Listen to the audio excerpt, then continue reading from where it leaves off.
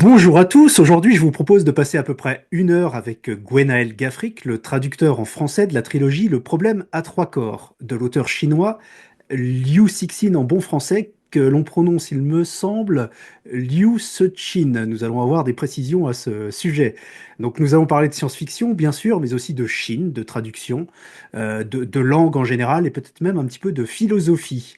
Donc Gwenaël, bonjour, comment allez-vous?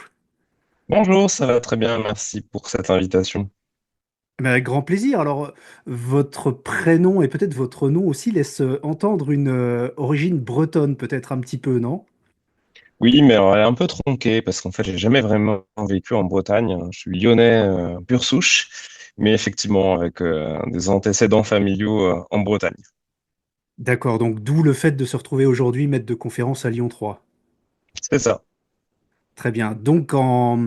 Vous enseignez le chinois mandarin. Oui, alors je suis maître de conférence en études chinoises, donc j'ai l'occasion d'enseigner à la fois la langue et puis aussi un peu l'histoire, la civilisation, la littérature, voilà, de façon un peu polyvalente, mais au sein d'un département d'études chinoises, donc d'étudiantes et d'étudiants qui apprennent principalement le chinois mandarin et puis tout ce qui a un rapport ainsi avec la Chine, son histoire, sa civilisation. Ok, c'est très complet. Et pourquoi, en quelques mots, hein, cette orientation, comment vous vous êtes retrouvé là? Alors moi, j'ai commencé le chinois à l'université, c'était déjà il y a longtemps, peut-être une vingtaine d'années à peu près, par pure curiosité à l'époque.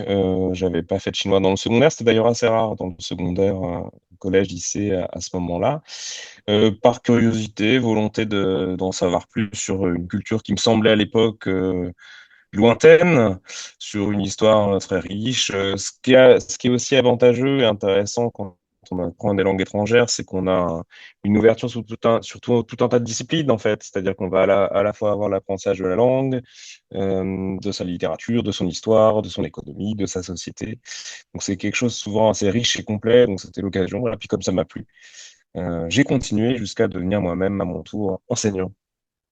Voilà, la tradition de la transmission des savoirs. Et vous êtes allé, j'imagine, en Chine vous-même Oui, oui, plusieurs fois. J'ai vécu aussi plusieurs années à Taïwan, qui est aussi un autre pays où on parle le chinois mandarin. C'est quasiment la même langue oralement. Il y a des variations graphiques, mais c'est aussi, voilà, c'est aussi la langue nationale parlée à Taïwan et celle parlée en Chine est la même, c'est-à-dire le chinois mandarin. Ok. Et donc en France, vous êtes connu principalement, on va dire, en dehors de vos étudiants, pour être le traducteur du problème à trois corps, donc qui est un succès planétaire, hein, on peut le dire. Il a été publié à la fin des années 2000, de 2006 à 2010 en Chine. C'est ça. Euh, ouais, désormais, c'est une trilogie qui doit être traduite en plus de 30 langues au travers du monde. Alors, je saurais pas vous préciser le nombre exact, mais on doit pas être loin. Oui, je pense qu'elle a été traduite dans la plupart des grandes langues de traduction. Ouais, on a eu deux séries adaptées de cette trilogie déjà, dont une sur Netflix. Il y a eu en Chine, alors c'est le plus gros succès de livres de science-fiction, c'est plus de 1,2 million, je crois, d'exemplaires vendus. Hors Chine, on doit être à plus de 1,5 million d'exemplaires vendus également. Prix Hugo en 2015, après sa traduction en langue anglaise. Comment est-ce que vous en êtes arrivé à traduire cette trilogie, je ne sais pas si on peut dire choisi ou au contraire à proposer? Alors c'est un peu, je sais pas très bien comment est-ce qu'à l'époque les éditions Actes Sud en France m'avaient retrouvé. J'ai plusieurs hypothèses, mais moi j'avais lu la trilogie quelques années plus tôt, avant sa traduction en anglais ou évidemment en français. C'était un peu logique en fait. Moi je suis fan de SF à l'origine, je lis le chinois, donc il y avait tout était réuni pour que j'ai connaissance et que j'ai l'occasion de lire cette œuvre-là. J'avais lu d'autres nouvelles de l'auteur aussi un peu avant ça. Et puis, je pense que c'était aux alentours de 2012, 2013, peut-être un tout petit peu plus tard. J'avais suggéré à quelques éditeurs français la traduction de la trilogie. J'avais pas eu de, voilà, ça avait débouché sur aucun projet concret. Et puis, les éditions Actes Sud, je pense ont eu vent aussi de cette trilogie, peut-être après la traduction en anglais, ou alors pendant qu'elle était en train de se faire, et puis ils sont tombés sur moi. Je les avais pas sollicités à l'origine, hein, les éditions Actes Sud. Je pense que c'était le début aussi de la collection Exofiction, qui est la collection SF d'Actes Sud. mais j'avais déjà eu l'occasion de traduire des petites choses par-ci par-là, notamment un roman de science-fiction taïwanais dont le titre est Membrane, qui avait eu un petit écho critique aussi dans le champ. Et donc, c'est peut-être comme ça qu'ils m'ont retrouvé. J'avoue que voilà, j'en suis pas tout à fait sûr, même encore aujourd'hui, de savoir comment est-ce que la connexion s'est faite. Mais on n'est pas non plus, voilà, des centaines de traducteurs du chinois en France, donc on nous trouve assez facilement. Ouais, j'imagine. Et alors, ce qui m'a intéressé aussi dans le processus initial, on va dire, du problème à trois corps, c'est que on se rapproche en fait beaucoup du process de diffusion des œuvres de SF d'il y a quelques décennies, notamment aux États-Unis, avec en fait cette œuvre a été diffusée en premier lieu sous forme de roman feuilleton dans la revue chinoise Le Monde de la science-fiction. Donc c'est assez curieux. Est-ce que vous pouvez nous éclairer un petit peu sur le monde de l'ASF en Chine? Est-ce que il y a beaucoup d'auteurs? Est-ce qu'il y a du lectorat? Est-ce qu'il y a de l'offre, de la demande? Et comment ça se diffuse? Oui, alors il y a eu en fait, des tas de bouleversements un peu historiques, c'est-à-dire que la SF en Chine, on va dire, elle date, les premières œuvres qu'on pourrait associer à ce genre-là datent du début du XXe siècle, pas mal sous l'impulsion de traductions d'ailleurs d'auteurs français et britanniques de l'époque, hein, Jules Verne, Wells par exemple. C'est une littérature en fait qui était perçue à l'époque en Chine comme la littérature de la modernité, et donc ça accompagnait aussi des mouvements intellectuels, politiques aussi, hein, de la fondation d'un État moderne en Chine. Puis il y a eu un creux avec une reprise un petit peu très, on va dire, très officielle de la SF, qui ressemblait beaucoup à la SF soviétique pendant la période maoïste, donc pendant la deuxième partie du XXe siècle. Elliot Sussin et les auteurs et les autrices de sa génération, donc qui ont grandi, on va dire, dans les années 60, 70, 80, ont en fait bénéficié d'une sorte de libéralisation un petit peu littéraire, culturelle des années 80 en Chine, où on a eu un apport de pas mal de traductions en fait qui venaient aussi de l'étranger. C'était la découverte en Chine de Star Wars, par exemple, de la littérature un peu qu'on appelle celle de l'âge d'or de la SF américaine. Et donc on commençait à se créer dans les années 80-90 des fanzines, des magazines, des revues spécialisées dans la science-fiction qui s'adressait principalement à un lectorat de fans, en fait, hein, de gens qui lisaient et qui vivaient pour la science-fiction. Ça a été le cas donc, de cette revue qui reste encore aujourd'hui la grande revue de science-fiction en Chine, le monde de la science-fiction, Shidi en chinois, et qui effectivement, le processus en fait de publication se faisait souvent de cette manière-là, avec la publication de nouvelles, ou effectivement de façon un peu feuilletonnée de romans.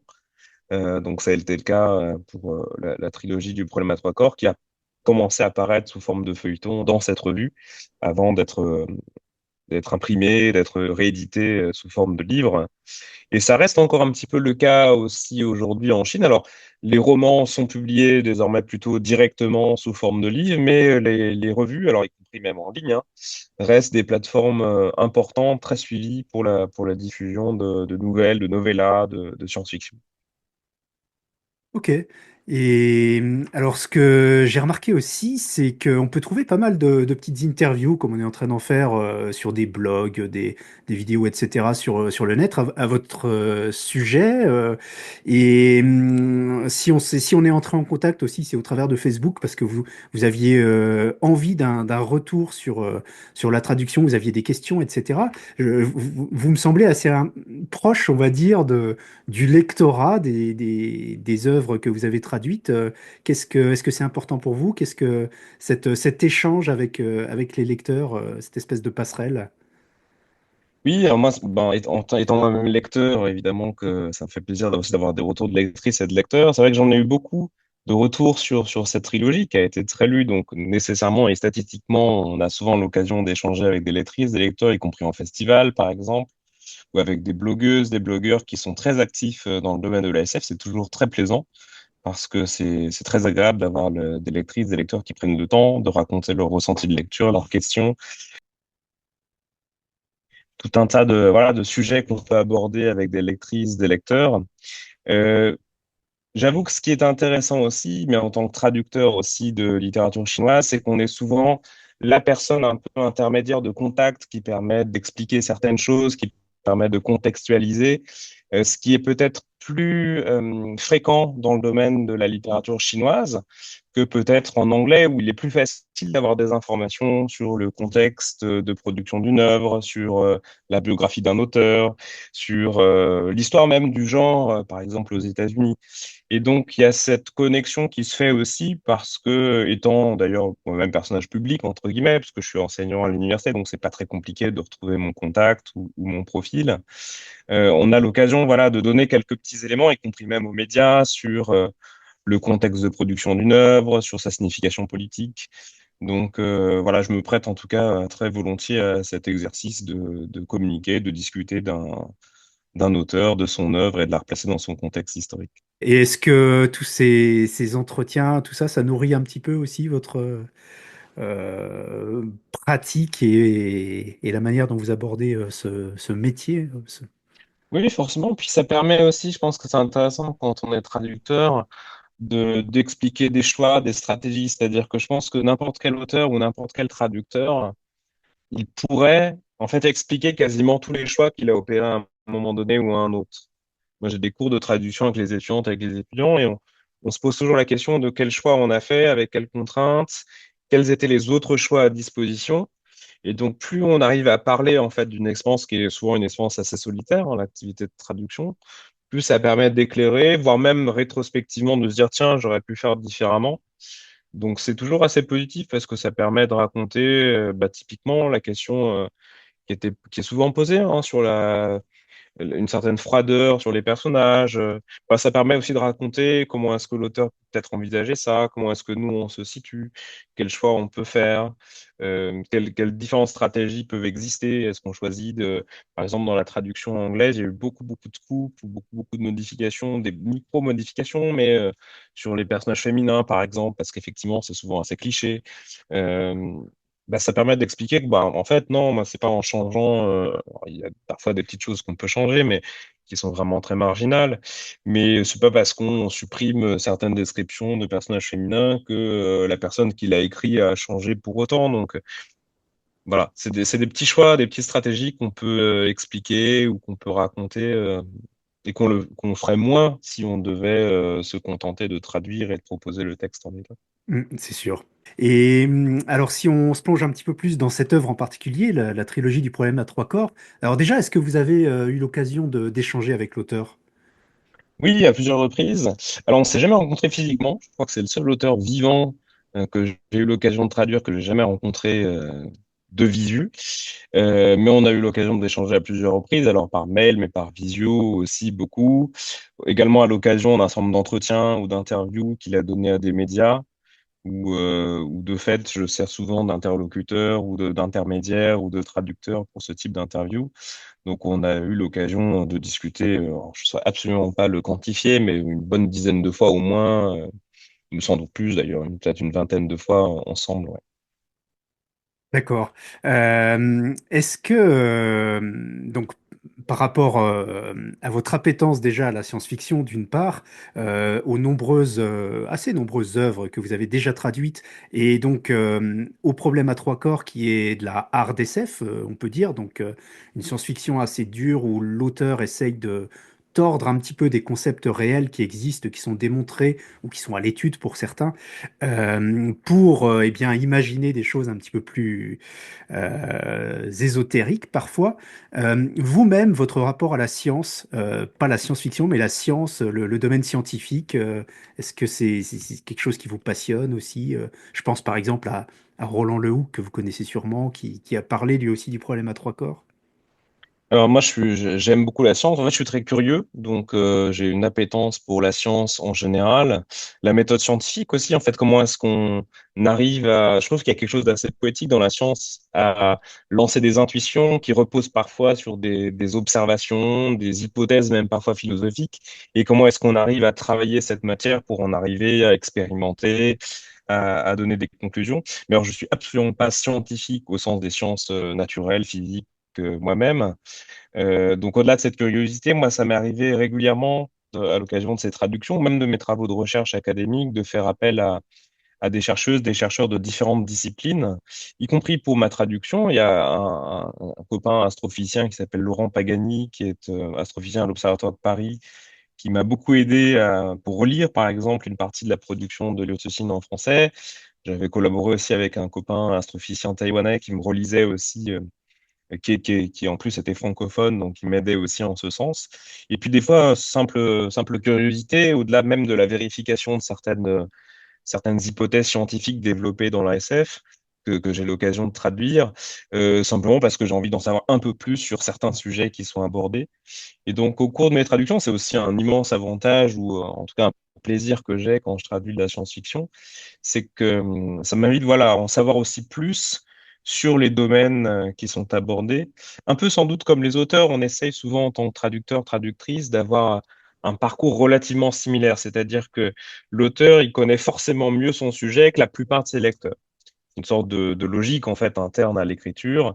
Quand un auteur ou une autrice fait bien son boulot, il sait, en fait, il en sait évidemment beaucoup plus que ce qu'il va mettre sur le papier. Et donc la traductrice, le traducteur, il est un peu forcé, et en même temps c'est plaisant, hein, de retracer ou de refaire aussi ce parcours-là. C'est-à-dire que même si vous avez que deux phrases qui portent, je dis n'importe quoi, sur l'antigravité, bah, il va falloir que vous alliez plus loin, en fait, que ce qu'un lecteur ou une lectrice pourrait euh, lire en seulement 2 pages. En fait, le temps qu'on consacre à l'écriture ou à la traduction d'un passage, il est évidemment beaucoup plus important que le temps qu'un lecteur ou une lectrice va consacrer à la lecture du passage lui-même. Mais Mm. c'est assez plaisant, en fait, quand on est curieux de pouvoir aller se renseigner, de pouvoir lire. On est à l'époque d'Internet, ce qui est une chance absolument immense par rapport à mes prédécesseurs ou prédécesseuses, traductrices, traducteurs. On a quand même une ressource, enfin une mine de ressources assez étendue. Ouais. Dans laquelle on peut parfois se perdre. Oui, mais Euh, c'est ce qui est plaisant aussi. oui, bien sûr. Oui. Euh, Est-ce qu'il y a eu une difficulté particulière dans la traduction de cette trilogie, que ce soit d'ailleurs en termes techniques, scientifiques, de développement de concepts ou autre par rapport à la langue, justement, la transposition des genres, j'ai cru comprendre, par exemple? Alors, on va dire, il y a des enjeux qui sont de différentes natures. Il y a des enjeux qui sont parfois propres à la langue chinoise elle-même. Donc, il faut savoir que pour le chinois, effectivement, il n'y a pas de genre grammatical. Il n'y a pas de genre aussi. Par exemple, un adjectif va jamais être genré. C'est-à-dire, si je désigne quelque chose qui est grand, on va pas dire grand, grande, ce sera forcément le même terme, que ce soit pour un homme ou pour une femme, au masculin ou au féminin. Il y a peu de singulier et de pluriel. Il y a quelques marques qui permettent de l'envisager. Et puis, il n'y a pas de temps du récit. C'est-à-dire que tous les récits sont écrits au même temps. Contrairement en français, où on a un choix à faire, le passé simple, le passé composé, le présent, l'imparfait. Et donc ça, c'est des petits enjeux, mais qui sont en fait présents dans toutes les œuvres traduites ou en traduction française depuis le chinois. Donc ça fait partie des différents enjeux. Puis il y a des enjeux qui sont parfois propres à l'auteur lui-même ou au texte lui-même. Les enjeux un petit peu importants chez Liu Cixin, au-delà de la dimension, on va dire, scientifique, mais qui finalement est pas si complexe que ça, si on arrive à trouver les interlocuteurs qui permettent de pas trop se tromper ou si on fait un peu de recherche. L'enjeu, moi, ce que j'avais trouvé compliqué avec cette œuvre de Liu Cixin, c'est une certaine inégalité dans l'écriture. C'est-à-dire qu'il y a des passages extrêmement poétiques, lyriques, Mm. quand on est dans le macro, quand on est dans la description de l'univers, et puis des passages un peu plus on va dire commun, quelconque, parfois même un peu maladroit aussi, dans certains dialogues, dans certaines descriptions des rapports entre les personnages. Et cette inégalité qui, je pense, est présente en chinois, était pas toujours évidente à envisager en français, où on a une sorte d'exigence du beau, par exemple. On peut être parfois exigeant dans ce qu'on attend des dialogues, de ce qui sonne naturellement, dans la description des personnages. Donc ça, c'était pas évident à jouer là-dessus, en fait, arriver à rendre malgré tout en français cet écart qui peut exister entre différents passages, entre différents types de descriptions. Et on a tendance à vouloir des fois rajouter, recorriger, etc. Mais je pense que c'est pas forcément ce qu'il faut faire. Ouais, c'est compliqué d'arbitrer, en effet, de se dire est-ce que je retranscris l'imperfection ou est-ce que je m'approprie le texte et que je recrache, entre guillemets, quelque chose de plus propre, de plus accessible à des lecteurs français aussi, en l'occurrence. Alors, il y a plusieurs écoles en traduction, hein. Il y a des traductrices, traducteurs qui vont être très, qui vont on va dire, prendre un certain nombre de libertés pour une adaptation Mm. du texte. C'est la tradition, celle qu'on appelle des belles infidèles, c'est-à-dire que Mm. au 19e siècle, par exemple, l'idée, c'était vraiment de rendre le texte acceptable en français pour le public visé.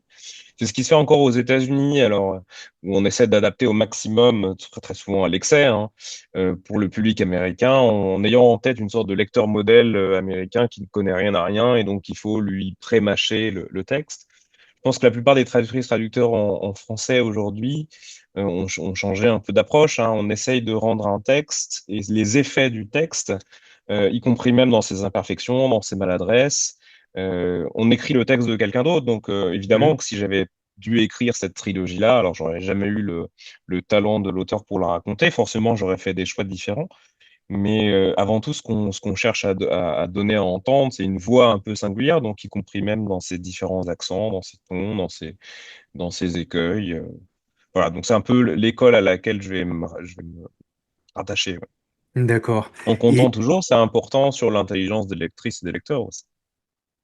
oui, merci. Est-ce que dans cette trilogie, il y a un ou des passages qui vous ont donné particulièrement de plaisir à traduire, des moments dont vous vous souvenez tous les mots par cœur dans la langue d'origine, en français, voilà, des moments un peu épiques ou Alors, intimes d'ailleurs, comme ça. par cœur, non. Moi, j'ai beaucoup aimé. Alors, c'est vrai que il y a plein d'avis divergents hein, sur cette trilogie entre celles et ceux qui vont adorer le premier tome, qui vont moins aimer Mhm. les suivants, ceux qui vont trouver que le troisième est en trop. En fait, je sais qu'il y a, voilà, il y a plein d'avis qui diffèrent. C'est ce qui est intéressant en même temps. Moi, le roman que j'ai préféré traduire, c'est le troisième tome, parce qu'en fait, il part un peu dans tous les sens et qu'il y a une sorte de vertige. Absolument incommensurable dans le troisième tome. Donc j'ai pris beaucoup de plaisir à traduire le troisième en particulier, mais il y a aussi des passages, je pense au deuxième, avec un épisode je crois, qui tourne autour d'un concept qui est celui de la bataille sombre, qui se passe dans Mhm. l'espace, un peu dans le val des vaisseaux intergalactiques, qui, ouais, avait quelque chose d'excitant, de vertigineux, de philosophique, qui était assez intense, je trouve, et pour lesquels j'ai pris pas mal de plaisir ouais, à traduire ces passages. Et puis tout ce qui était aussi les expériences, alors je spoil un petit peu, mais en quatrième dimension. C'est-à-dire comment est-ce qu'on arrive à exprimer par les mots une expérience physique finalement dont on n'a encore, à l'heure actuelle, jamais fait l'expérience concrète. Et donc ça, c'est un défi aussi. Et je trouve que c'est d'ailleurs un des points sur lequel il s'en sort très bien, l'auteur, c'est-à-dire qu'il arrive à exprimer par des mots, par des expressions, par des métaphores, des sensations finalement, mais je pense que c'est le propre de la SF en général, hein, des sensations qu'on n'a pas encore ou qu'on ne connaîtra jamais. C'est vrai que conceptuellement, c'est quelque chose de vraiment compliqué à appréhender. On essaye de s'imaginer, mais on peut pas. Enfin, c'est purement du domaine du rêve, peut-être de l'abstrait. Et c'est vrai que moi, en tant que lecteur, c'est une partie qui m'a un petit peu perdu. J'aime pourtant hein, les détournements de la science pour produire du jus de cerveau et de la pensée un petit peu magique comme ça. Mais là, ouais, j'ai été légèrement décroché sur cette partie des multiples dimensions.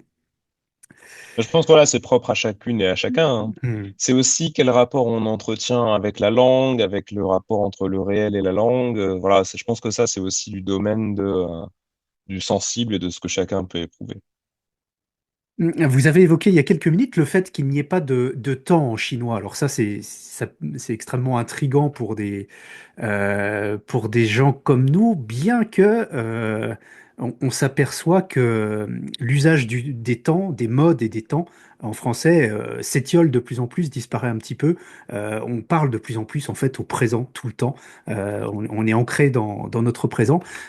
Ça dit, j'imagine, quelque chose du mode de pensée, de fonctionnement d'une civilisation qui adopte un type de langage, cet emploi du temps unique. Oui, mais ça raconte quelque chose aussi de notre rapport avec le passé, le présent, le futur. Est-ce que le futur est une sorte de prolongation d'un présent continu? Est-ce que c'est quelque chose de plus utopique vers lequel on va tendre? Pour ce qui est du chinois, en fait, il y a des marqueurs, si vous voulez, grammaticaux qui permettent de comprendre si une action est achevée ou qu'elle est encore en cours, par exemple. C'est-à-dire qu'il y a un petit marqueur, un petit élément grammatical qui va nous dire que j'ai mangé, ou j'ai terminé de manger et je ne suis pas en train de manger. Mais voilà, c'est des marqueurs qui vont nous indiquer plutôt la question de l'accompli ou de ce qui est encore en cours. Et puis après, c'est un peu à nous, là, traductrices, traducteurs, de faire le choix qui nous semble le plus pertinent. Un exemple que je donne parfois, c'est un roman taïwanais, donc le titre en français, L'homme aux yeux à facettes. C'était publié chez Stock, et donc a été traduit dans plusieurs langues, notamment en anglais aussi. Et le traducteur anglophone que je connais bien, qui est un Canadien, il s'appelle Daryl Sterk, a fait le choix, lui, de traduire au passé, alors que moi, j'ai traduit au présent. C'est le même roman, mais évidemment que l'impression, le ressenti de lecture va être très différent entre le même roman écrit au passé, en prétérite, et Hmm. puis le même roman écrit au présent. Donc c'est aussi des choix qui racontent un petit peu notre manière de lire. Un traducteur, une traductrice donne toujours aussi son sens de lecture, en fait, son orientation de lecture, et qui, voilà, qui fait que finalement l'impression donnée au récit n'est pas du tout la même. Intéressant, très bien. Et alors concernant cette trilogie, on va légèrement gâcher peut-être, enfin on a déjà évoqué des histoires de dimensions, etc. Évidemment qu'on va parler sans trop spoiler, mais de quelques concepts développés dans le livre. En tout cas, quand on achève la lecture du troisième tome, on a... Alors, ça va sans doute dépendre des personnes. Moi, un sentiment de quelque chose d'assez vain, voilà, d'une inéluctabilité pas forcément extrêmement rigolote qui nous attend au détour de la cosmogonie. Euh, Comment vous décririez la vision que transmet cette œuvre, que transmet l'auteur au travers du problème à trois corps? La vision du monde, de l'humanité, de l'univers même.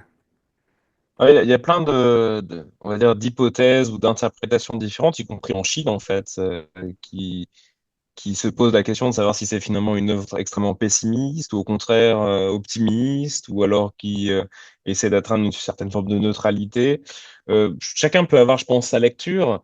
Moi, ce qui m'intéresse, c'est aussi et puis de rappeler aussi que c'est une sorte d'hypothèse fictionnelle, c'est-à-dire que faut toujours faire attention, mais je passe en littérature de manière générale, qu'une œuvre, sa finalité, ne signifie pas forcément quelles sont les intentions ou les opinions politiques d'un auteur, par exemple. Hmm. On peut très bien imaginer un monde totalement dystopique et pour autant être optimiste dans la vie, en fait. On est dans des sortes d'exploration, de recherche, on pose des tas de questions. Alors évidemment, ça raconte des choses aussi sur la manière dont on envisage les rapports entre humains, avec la nature, etc. Mais il faut aussi les considérer comme les romans comme ceux qui sont, hein, des explorations fictionnelles. Moi, ce que je pense que ça raconte, en partie, hein, cette trilogie, c'est qu'effectivement, il y a une sorte d'écart entre ce qui peut être une préoccupation humaine, assez anthropocentrée, en fait, hein, d'une sorte de perspective d'avenir à court terme, avec ce que nous raconte de manière générale l'univers, la nature, qui n'est pas nécessairement doté ou doué d'une intention particulière, mais qui, voilà, avance, va. Il y a quelque chose d'un petit peu taoïste peut-être là-dedans aussi, hein. C'est que les humains, les êtres humains s'agitent énormément avec en tête une intention précise, et puis que souvent on est un peu pris à défaut par la manière dont le monde avance, dont l'univers est construit. Et ça nous replace un petit peu aussi dans notre position un peu arrogante aussi au sein du cosmos, où on se considère un peu comme le centre du monde. Et puis dès qu'on essaie de décentrer un peu, on se rend compte que c'est plus le cas. Voilà, ça peut être un des messages aussi qui est exploré par l'auteur dans cette trilogie. Ouais, très bien. Et effectivement, la place de l'humain dans le monde, mais ça vaut aussi pour la place enfin, de l'humain dans l'univers, mais ça vaut aussi pour la place du français dans le monde, par exemple. Absolument, oui. Dans la première partie du premier tome, l'auteur nous passe un petit peu en revue la révolution culturelle. J'ai été assez, et il est peut-être un peu critique aussi par rapport à ça. J'ai été assez étonné. Alors, je n'ai pas une grande pratique des œuvres chinoises, mais c'était une première pour moi dans la littérature de lire ce genre de propos sur la révolution culturelle. Comment est-ce que avec on s'imagine en bon français, nous ici, une certaine censure, une certaine du régime, ou une autocensure aussi, de la peur de reproches, de problèmes éventuellement. Comment ça, on peut écrire ça, on peut le faire sans problème, comment c'est reçu? Alors, en fait, il faut comprendre que la révolution culturelle donc, a été un grand trauma pour beaucoup de gens de la génération de Liu Cixin, hein. Il y a beaucoup d'écrivains, d'écrivaines qui sont, comme lui, nés dans les années 60 et qui ont vécu, soit directement, peut-être en tant qu'ancien garde rouge, par exemple, c'est pas le cas de Liu mais ou enfant de garde rouge, ou alors de jeunes instruits envoyés à la campagne. Ça a été vraiment une sorte de période, extrêmement importante de leur jeunesse, de leur enfance. Il y a beaucoup d'écrivains, d'écrivaines qui, au lendemain de la révolution culturelle, donc à la fin des années 70, au début des années 80, puis ça s'est poursuivi après, ont écrit sur ces expériences et y compris des romanciers, des romancières qui sont très, enfin, qui sont voilà, très connus en Chine, hein. Certains ont eu des Mo Yan, par exemple, qui a été prix Nobel de littérature en 2012, a beaucoup écrit sur la révolution culturelle, sur le grand bond en avant. Et donc, il y a une littérature assez abondante, finalement, sur les expériences de la révolution culturelle, ses excès. Alors, Liu Cixin ajoute une certaine forme d'originalité à ça, parce qu'il s'intéresse aussi à la question de la science pendant la révolution culturelle qui est souvent peu traité. On va mettre en avant la figure de l'intellectuel, de l'enseignant, par exemple, religion, assez peu de la science, donc en ça, il est assez original. Mais en soi, c'est un sujet qui a été beaucoup traité.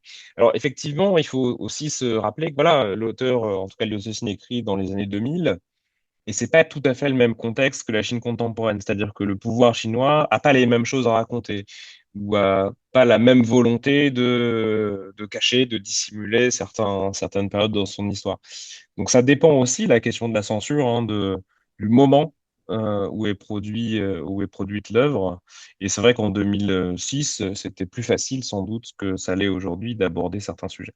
D'accord. Et vous-même, est-ce que vous avez traduit des œuvres un petit peu controversées, voire interdites, ou qui s'échangent, ça existe ça, des œuvres qui s'échangent un petit peu sous le manteau sur des sites pas trop officiels? Alors, j'ai traduit un certain nombre de textes taïwanais et hongkongais, donc qui sont souvent Oui. peu visibles en Chine, hein, ou si ce n'est interdits en Chine. Quant aux œuvres chinoises, alors moi j'ai eu l'occasion de traduire mais quelques poèmes seulement de dissidents chinois, dont certains poèmes de Liu Xiaobo, qui est prix Nobel de la paix, qui est mort en prison en Chine. Donc effectivement, c'est pas un auteur très officiel. Et puis, si, même y compris dans la science-fiction, en fait, souvent les auteurs, les autrices qu'on traduit nous offrent plusieurs versions de leurs textes. Alors, il y a des fois des versions publiées en Chine, d'autres fois, c'est des versions qui sont publiées ailleurs qu'en Chine, mais en chinois. Ça peut être le cas à Hong Kong ou à Taïwan. Et puis, des fois, ils ont des versions pour les copains, donc qui nous Hmm. échangent voilà, un PDF euh, par mail ou selon différents canaux et qui seront des œuvres qui verront peut-être jamais le jour ou jamais le jour sous cette forme-là en Chine. Et donc là, se pose toujours la question, hein, de savoir si l'auteur ou l'autrice veut qu'on traduise cette version-là ou la version plus officielle. Au fil de ces trois tomes, parce que donc la trilogie a été écrite sur plus de 4 ans, me semble-t-il, 5 ans, 6 ans.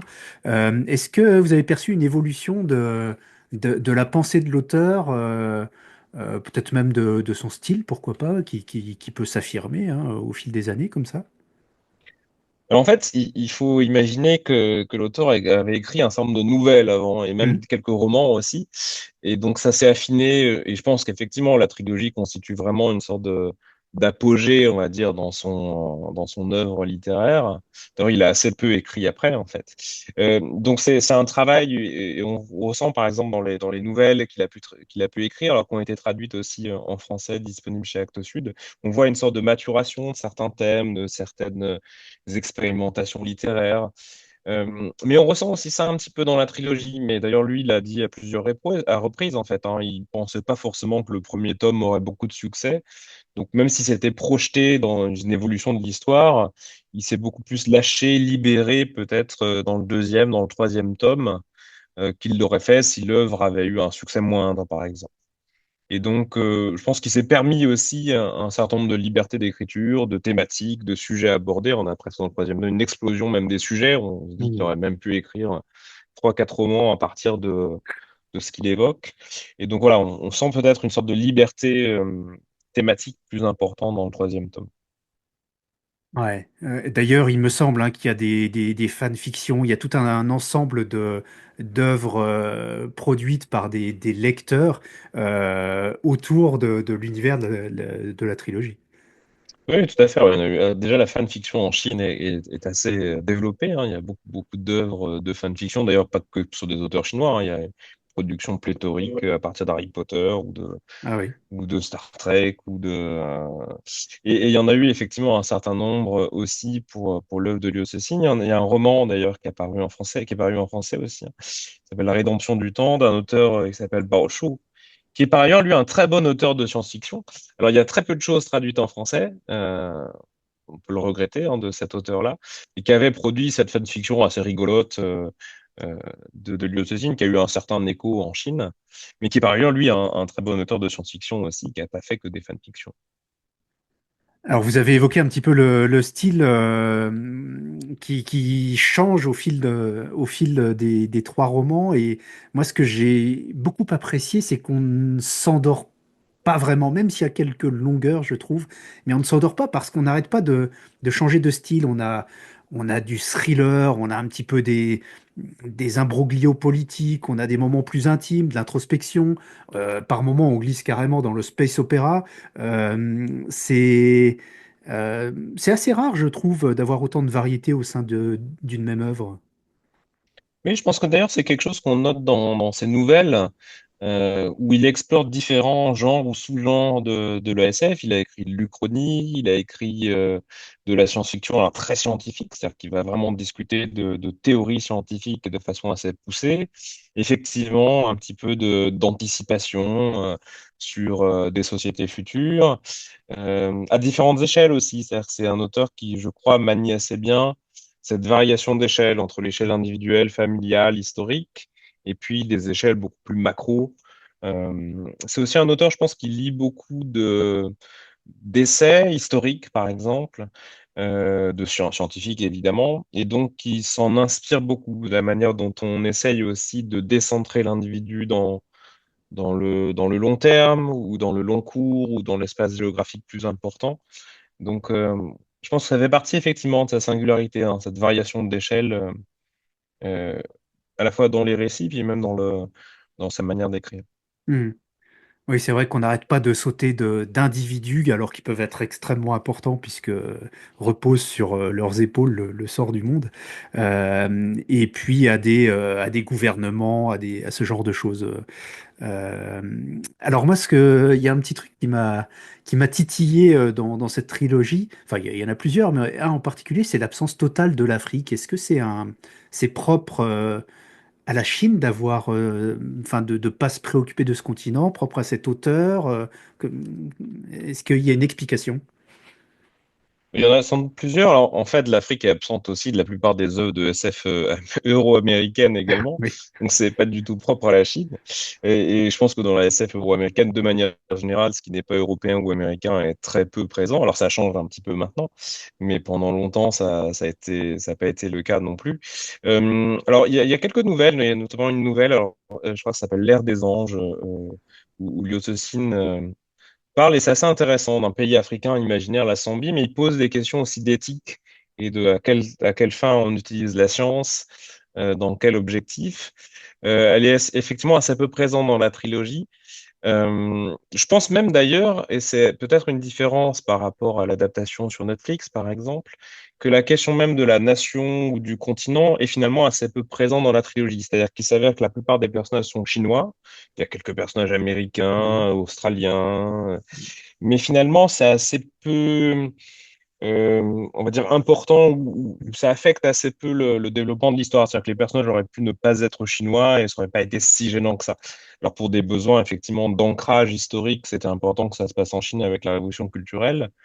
Mais finalement, cette question il y a un président vénézuélien, par exemple, donc ça fait un peu sens avec le Venezuela. Mais finalement, la nationalité des personnages est assez peu importante, et de manière générale chez Liu Cixin, sauf dans certains cas. Mais de façon générale, il a une perspective, on va dire, un peu plus cosmopolite, que peut-être d'autres auteurs chinois d'ailleurs. Hmm. Oui, il est très clair que l'enjeu est plutôt terrien que national dans cette trilogie. Mm. Justement, les personnages, alors je suis absolument pas le seul, on est nombreux à s'être fait cette remarque, sont assez euh, caricaturaux dans un sens, assez froids, assez conceptuels, on entre assez peu dans leur psyché en fait. Ils sont fonctionnels surtout. Euh, J'imagine que effectivement c'est présent dans l'œuvre d'origine, que vous n'avez fait que retranscrire ce côté. Oui, alors c'est le cas de plusieurs auteurs de SF, je pense, qui effectivement conçoivent les personnages un peu comme des archétypes qui permettent de faire avancer l'histoire. C'est vrai que la protagoniste qui a peut-être plus d'épaisseur dans la trilogie, c'est Ye Wenjie, donc c'est l'astrophysicienne qui est un peu le point de départ finalement de ces aventures, qui quand même fait un choix qui est basé aussi sur son expérience historique, familiale. C'est vrai que la plupart des autres personnages sont un peu lisses. C'est le cas par exemple dans le premier tome, hein, ce personnage Wang Mia qui disparaît par la suite, et bon, qui aurait très bien pu être remplacé par quelqu'un d'autre, ça aurait vraiment pas eu de gros effets. Je pense qu'il y a aussi l'idée, alors ça peut être à la fois une maladresse d'écriture et à la fois l'idée de voilà de considérer l'humain comme étant une sorte de petit insecte parmi d'autres qui s'agite un petit peu, mais si ça avait pas été l'un, ça aurait été l'autre. Il y a des nouvelles qui vont un peu dans ce sens aussi. Je pense qu'il y a une nouvelle qui s'appelle Le Miroir, bon, qui raconte l'histoire d'une découverte un peu scientifique dans le domaine de l'informatique. Et puis, il s'agite en disant, il faut absolument pas que cette nouvelle s'ébruite. Et puis finalement, à la fin de l'histoire, on se rend compte qu'une autre personne dans un autre pays a fait la même découverte. Comme si c'était finalement assez peu important l'apport individuel, historique, enfin historique, au sens de l'histoire personnelle ou individuelle Hmm. à l'évolution du monde. Mais voilà, je pense que c'est aussi effectivement une volonté de l'auteur de se dire, bon, moi, je m'embarrasse assez peu avec les réflexions ou avec l'histoire intime des personnages. Et puis je pense qu'il n'est pas très à l'aise pour écrire ça non plus. Donc Hmm. c'est à la fois un choix fait par volonté d'écrire différemment, puis un choix par contrainte parce qu'il sent bien que c'est pas le domaine dans lequel il excelle. Mais c'est vrai que ça rejoint aussi un concept, le concept d'émergence des idées, en fait, qui dit que oui, ok, c'est tel, tel scientifique dans tel pays qui a fait telle découverte, mais que si c'était pas lui qui l'avait faite, ça en aurait été un autre 2 ans plus tard, parce que les idées se maturent, en fait, à l'échelle de la communauté scientifique et pas d'individus. Et ça rejoint un petit peu cette idée qu'en fait, ce ne sont pas les gens qui sont importants, mais c'est l'ensemble. Oui, tout à fait. Puis il y a aussi, je pense, quelque chose à laquelle on est plus habitué en Europe ou dans le monde occidental de manière générale, c'est la figure du héros ou de l'héroïne, qui est absolument centrale traditionnellement hein, pour faire avancer une intrigue, pour comprendre des ressorts psychologiques aussi, ce qui est un peu moins présent en Chine de manière générale, même s'il y a pas mal de contre-exemples malgré tout. C'est qu'effectivement, en tout cas pour Liu Cixin, cet auteur-là, le héros, c'est pas forcément celui qui est l'acteur ou le moteur de l'histoire, c'est plutôt la contingence historique, certains hasards, certaines dynamiques collectives qui expliquent la manière dont l'histoire se construit. Alors qu'effectivement, en Europe, c'est peut-être une tradition un peu messianique aussi, hein, on a davantage l'individu qui fait avancer l'histoire. Mm. Oui, d'ailleurs, il y a un trio de personnages importants dans le deuxième tome. Et en fait, les personnages qui choisissent d'être importants, qui choisissent d'être des héros, bah, finalement, ça tourne très mal. Et c'est plutôt celui qui reçoit la charge, qui n'avait absolument pas l'envie de devenir un héros, qui va bah, le devenir malgré lui.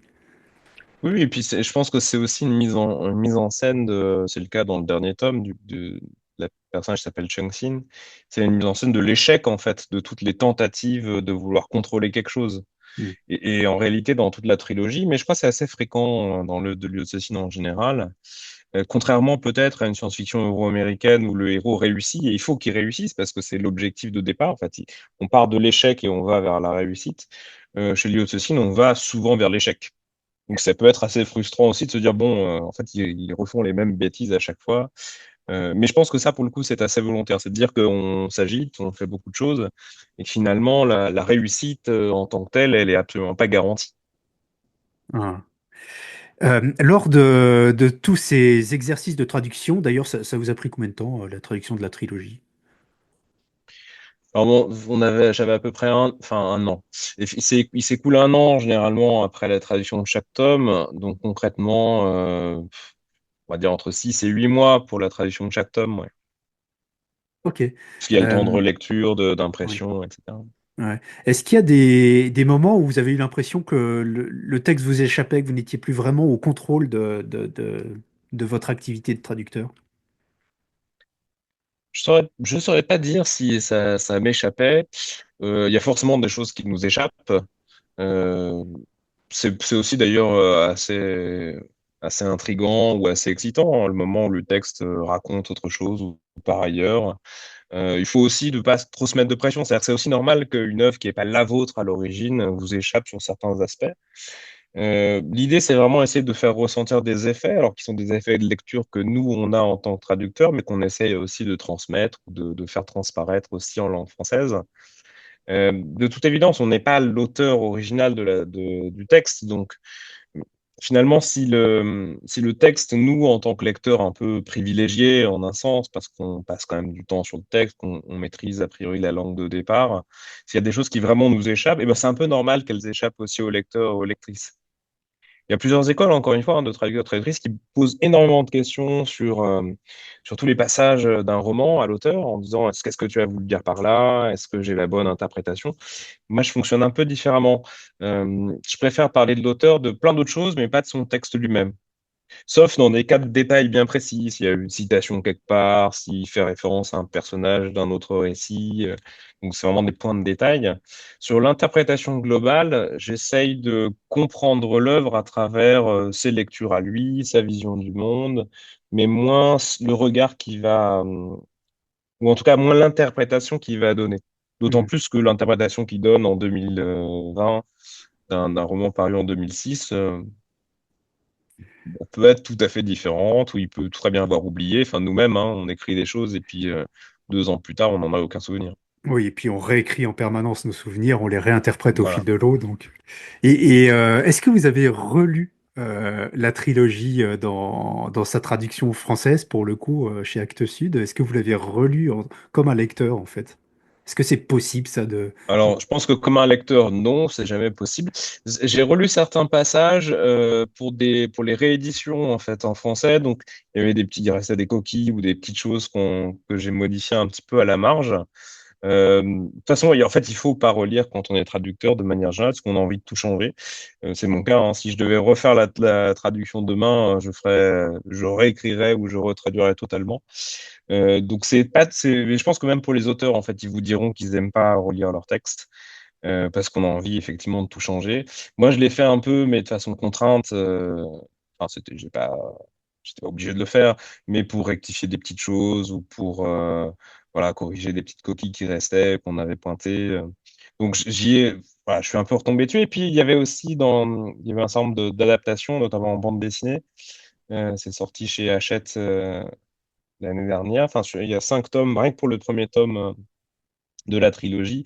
Donc forcément, j'ai dû repartir un petit peu pour essayer de garder certains dialogues pour les adaptations. Mais c'est assez rare, hein. La plupart du temps, on relit pas trop ces traductions. D'accord. Et est-ce Ou que... on s'arrache les cheveux après. c'est ça. Est-ce qu'on est, quand on est traducteur, est-ce qu'on est attitré, entre guillemets, à un auteur, un peu comme au cinéma, un doubleur dans une langue étrangère est attitré à un acteur? Alors, c'est une bonne question. Je pense que il faudrait peut-être, mais en même temps, c'est pas toujours comme ça que ça se passe, et c'est peut-être même pas toujours souhaitable. Mais je sais pas. C'est une vraie question. C'est vrai qu'en France, j'ai traduit la plupart des audiocines, pas l'intégralité, il y a eu quelques exceptions. Mais peut-être, alors en fait, ça dépend un petit peu du regard que vont porter les lectrices et les lecteurs, qui vont associer malgré tout, un peu comme dans le doublage, la voix d'un auteur avec la voix d'un traducteur. Euh, Est-ce que c'est souhaitable? Je dirais que la plupart du temps, oui, mais aussi parce que, en tant que lecteur privilégié un petit peu de cet auteur, on peut aussi comprendre dans quelle mesure cet auteur dans telle œuvre va adopter un ton un peu différent, ou alors quelle différence il va y avoir d'écriture entre tel texte et tel texte. Mais un traducteur ou une traductrice qui serait très consciencieux et qui justement irait voir ce qui diffère entre tel texte et tel autre, entre tel projet d'écriture et tel autre, pourrait tout à fait être très bien indiqué pour traduire ce texte. Et puis, les traductions, elles sont, contrairement aux œuvres originales, une traduction, elle a une durée de vie limitée, donc peut-être que dans 10, 20, 30 ans, alors peut-être pas 10 ans, ça serait un peu récent, mais on retraduira cette trilogie et on la traduira différemment. Là où on réécrirait pas le texte. En tout cas, c'est très peu probable qu'on réécrise le texte. Mais la traduction peut être amenée à être modifiée. Très bien. On a évoqué l'adaptation, les adaptations en série, vous avez évoqué celles en BD. Vous avez regardé et lu tout ça? Alors, la série chinoise, je l'ai pas vue en entier, j'avoue. Et la série Netflix, oui, parce qu'il y a eu qu'une saison pour l'instant, puis que certains journalistes m'avaient demandé d'en parler aussi. Mais c'était pas une sorte de besoin, Hmm, on va dire, vital, de regarder la manière dont ça avait été adapté. Je l'ai fait par curiosité, mais voilà, c'était pas forcément, voilà, je m'étais pas dit, il faut absolument que je vois. J'avais pas, peut-être que j'avais pas la même attente, aussi impatiente que certains fans, par exemple. ok. Et alors, bonne expérience ou moins Ouais, bonne? expérience intéressante. Moi, alors, je suis pas fan des séries Netflix en général, parce que je trouve que c'est trop codé. C'est-à-dire et je pense qu'on le retrouve dans la série Netflix du problème à trois corps, où il y a un cahier des charges Hmm, très précis à respecter. Donc, je suis pas super fan de ça. Ceci dit, c'est intéressant malgré tout, parce qu'on voit aussi comment est-ce on peut avoir différentes interprétations d'une œuvre. Je pense que globalement, l'œuvre a aussi été respectée. Il y a eu un respect des créateurs pour l'œuvre originale, y compris même quand on prend des libertés avec. Donc c'est aussi intéressant de voir comment est-ce qu'il y a on peut avoir plusieurs interprétations d'une même œuvre. Mais après, voilà, c'est pas vraiment, enfin, je suis pas très à cheval sur l'idée d'une adaptation fidèle ou pas. Je pense que de toute façon, pas être entièrement fidèle, il y a forcément un biais, un regard qui, encore plus dans le cinéma ou dans les séries, est conditionné par quelque chose de beaucoup plus collectif ou de beaucoup plus contraint. C'est-à-dire que, contrairement à un auteur qui travaille sur son texte, un film, une série, il y a énormément d'acteurs qui entrent en jeu, les producteurs, les réalisateurs, les scénaristes, les censeurs, enfin bref, il y a tout un tas de choses qui sont à prendre en considération. Donc c'est jamais une œuvre personnelle en fait hmm. C'est très rare, en par effet, rapport à un roman. les fameux films d'auteur. Euh, dans la trilogie Le problème à trois corps, j'ai retrouvé une espèce de gradation, de montée en niveau, peut-être quelque chose d'un petit peu jeu vidéo aussi, où on se hausse d'un niveau à chaque fois. Un petit peu de Bernard Werber dans cette progression vers quelque chose d'ultime. Je vous en avais touché un mot lors de nos échanges préalables, et vous me disiez que c'était un des rares auteurs de SF française traduits en Chine. Qu'est-ce qu'ils ont à disposition en Chine, en fait, comme vivier d'auteurs, d'œuvres? Est-ce que c'est voilà, un tout petit rayon dans un coin obscur des bibliothèques en sous-sol des grandes villes, ou est-ce que c'est un genre euh, assez répandu? Il y avait eu beaucoup de traductions, mais surtout de SF américaine dans les années 80-90, des grands auteurs, hein, de Clarke, d'Asimov, de Dick, etc. En termes de science-fiction française, en fait, leur référence ultime, c'est Jules Verne, qui continue à être beaucoup lu en Chine. Je pense même plus qu'en France, par exemple. Jules Verne continue à être réédité, même retraduit assez régulièrement. Donc c'est un peu leur œuvre de SF français. Alors évidemment, c'est daté, mais c'est assez rigolo. Les auteurs de SF française traduits, il n'y en a effectivement pas des masses. Bernard Werber, je pense surtout les fourmis ont été traduits il y a déjà un certain temps. Il y a eu un certain succès. Je crois que la Tune de Romain Lucaso a été traduit aussi en chinois il n'y a pas si longtemps. Il y a eu un assez bon écho aussi. Et sinon, de SF française, très peu de choses. Alors, parce que c'est aussi des questions d'horizon d'attente éditoriaux, c'est-à-dire qu'on ne s'attend pas forcément, quand on traduit la littérature française ou quand on est lecteur et qu'on veut lire de la littérature française, à lire de la science-fiction. Alors que la SF américaine, mais aussi pour des raisons de visibilité en termes de séries, d'adaptation, en film, etc., va être beaucoup présente. Donc, je pense que tout ce qui a été voilà, adapté sur les plateformes vidéos, de séries, etc., a été traduit en chinois ces dernières années. Et puis, il y a effectivement, quelques auteurs de SF qui sont chinois, qui sont eux-mêmes traductrices, traducteurs, et qui traduisent, alors souvent depuis l'anglais, hein, qui est la langue qu'ils maîtrisent en dehors du chinois, et qui vont introduire comme ça, petit à petit, des auteurs ou des textes un peu moins connus, un peu moins canoniques, alors qui restent canoniques dans le champ, hein, comme Ursula Le Guin, par exemple, Mhm. mais qui voilà, va être apprécié par des auteurs de la jeune génération enfin, qui ont maintenant 30, 40 ans, et qui vont proposer leur traduction de ces textes-là, qui qui sont pas D'accord. forcément des textes grand public, mais Oui. qui comptent dans l'histoire de la SF. Mais comme ils lisent très peu le français, en fait, Et oui, eux-mêmes oui. traduisent Donc, pas vraiment la SF française. on va retrouver, oui, c'est assez rigolo, on va retrouver des œuvres, par exemple un Jules Verne, effectivement, comme vous l'évoquiez, mais plutôt traduit de l'anglais que directement du français. On a ce cheminement. Alors non, maintenant, il est quand même majoritairement traduit du français. D'ailleurs, il y a des traductions à Taïwan, en Chine, du français. Mais c'est vrai que les toutes premières traductions de Jules Verne à l'époque étaient même traduites du japonais, qui lui-même était traduit de l'anglais. Donc il y avait des textes assez très éloignés en fait, hein, des textes de Jules Verne au début du XXe siècle. Maintenant, la plupart des traductions de Jules Verne sont faites à partir du français. Ouais. Et c'est rigolo, donc j'imagine qu'à chaque fois, il y a, quand ce type de phénomène se produit, même ça peut se produire encore, alors peut-être pas pour Jules Verne, mais pour d'autres auteurs d'autres langues, pourquoi pas d'ailleurs, qui sont encore sans doute encore plus obscurs que le français pour des Chinois, je sais pas, du norvégien, euh, à chaque fois, on a une forme de perte, enfin de réécriture, de modification de la pensée d'origine, non? Peut-être, avec ce passage successif dans des langues étrangères. Oui, alors après, je pense qu'il y avait quelque chose d'historique au XXe siècle. Aujourd'hui, on a quand même des traductrices traducteurs à disposition qui maîtrisent différentes langues. Et c'est vrai que généralement, les traducteurs traductrices littéraires vous diront qu'il faut toujours mieux traduire de la langue de départ que via une traduction tierce. Surtout qu'on a des gens maintenant qui maîtrisent ces langues-là. Quitte même à ce que sur le papier, ce soit moins littéraire, moins prestigieux que si ça avait été traduit par un grand traducteur de l'anglais ou par un auteur.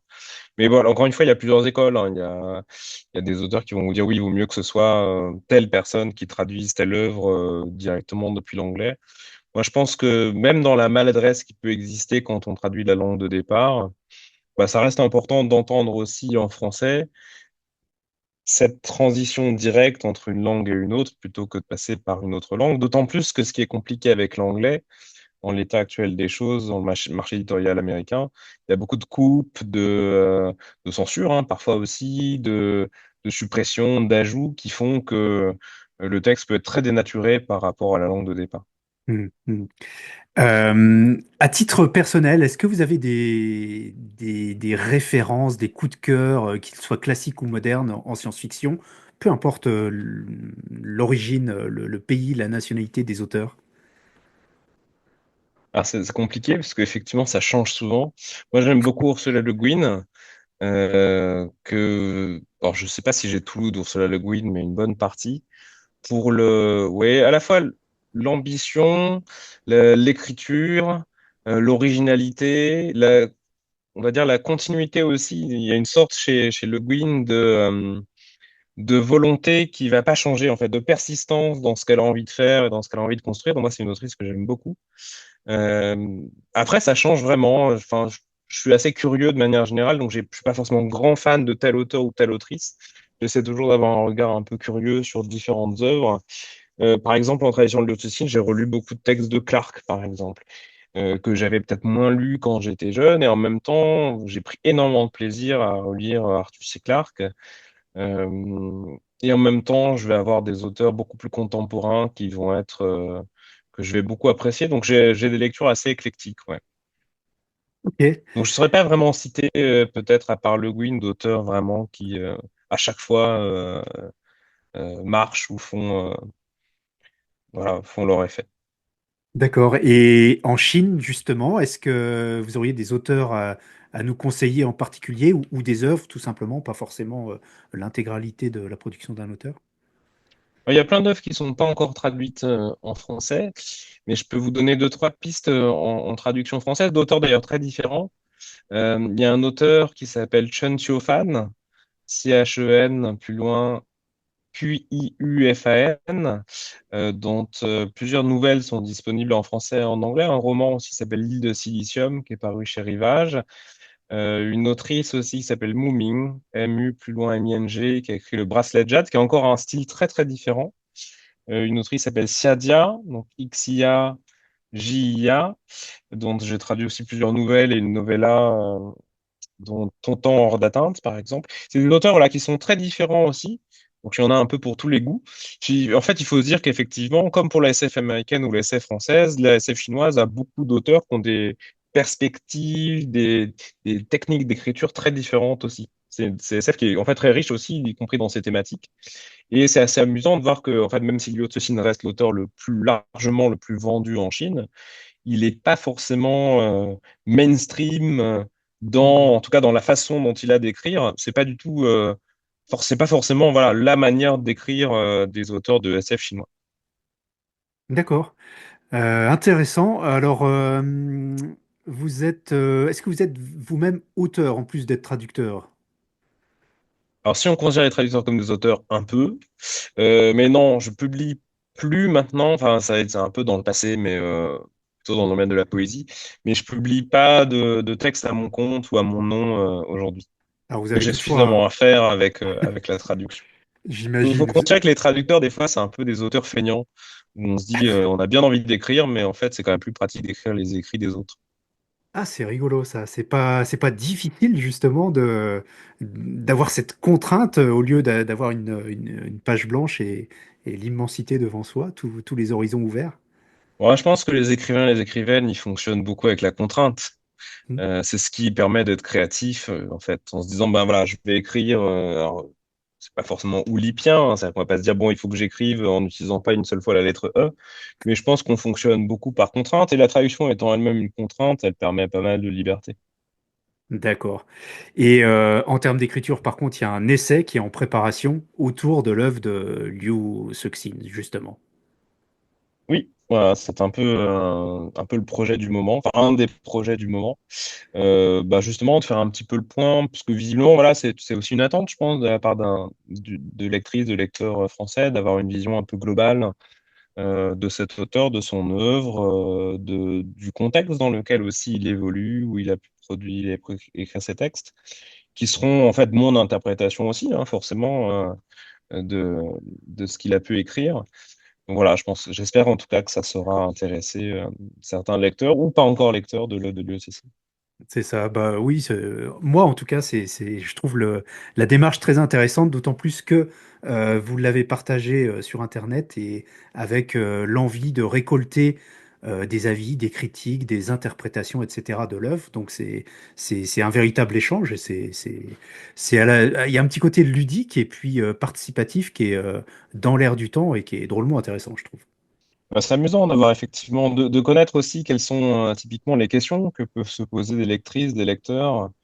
Alors, j'ai évidemment pas la science infuse et je ne serais pas forcément capable de répondre à tout, mais c'est toujours bien d'écrire en pensant, surtout ce type d'essai, en pensant un peu à ce que les lectrices, les lecteurs voudraient savoir, voudraient connaître, ou veulent avoir des informations, ou même critiquer, hein. Je suis très ouvert à Mm. la critique aussi. Moi, en tant que traducteur ou l'auteur en tant qu'homme, je pense qu'on peut tout écrire, mais en restant ouvert à la critique. Donc voilà, c'est toujours positif, je pense, d'avoir des avis constructifs. Eh bien, merci beaucoup. Un petit mot de la fin peut-être de cette discussion? Bah, apprenez des langues étrangères, même si vous n'êtes pas forcément spécialiste de traduction, essayez de faire ce petit exercice, alors pas forcément pour être publié, mais parce que c'est un exercice intellectuel qui fait travailler le cerveau un peu différemment. Et à l'âge où effectivement il est très très facile de demander à une IA générative de vous recracher un texte dans une autre langue, voilà, n'oubliez pas de faire fonctionner aussi votre cerveau organique. Et pour ça, l'apprentissage de langue étrangère et même la pratique de la traduction est un bon remède. Excellent conseil, merci beaucoup. Et eh bien, bonne Merci, écriture. merci.